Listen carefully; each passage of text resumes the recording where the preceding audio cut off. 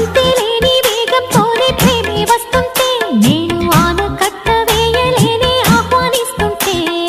పట్టే తప్పే విరహంలోనే మునిగిపోతుంటే ఇంకా క్షేమంగానే జీవిస్తాని చెయ్యందిస్తుంటే